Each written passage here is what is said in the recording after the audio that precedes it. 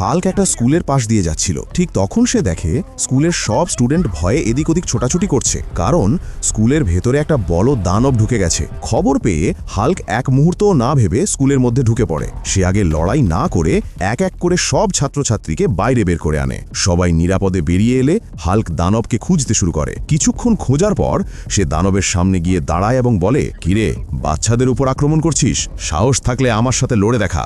এরপর দানবের সাথে হাল্কের যুদ্ধ শুরু হয়, কিন্তু লড়াই করতে গিয়ে হাল্ক বুঝতে পারে সে দানবের সঙ্গে পেরে উঠছে না। শেষ পর্যন্ত দানব হাল্ককে মেরে মাটিতে ফেলে দেয়। তারপর দানব শহরের দিকে রওনা দেয়, কারণ সে পুরো শহর ধ্বংস করতে চায়। অন্যদিকে আহত অবস্থায় হাল্ক কোনো মতে নিজের বেসে ফিরে আসে। সেখানে সে তার কম্পিউটারে রিসার্চ করে জানতে পারে ওই দানবকে হারাতে হলে তাকে একটা স্পেশাল স্যুট বানাতে হবে। অনেক চেষ্টার পর হাল্ক সেই স্পেশাল স্যুট বানিয়ে ফেলে। স্যুট পরতেই তার শরীর দিয়ে বিদ্যুৎ চমকাতে শুরু করে।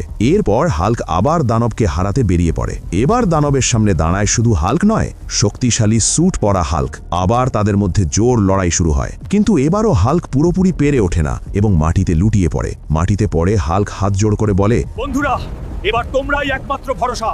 এখনই লাইক করো আর সাবস্ক্রাইব করো।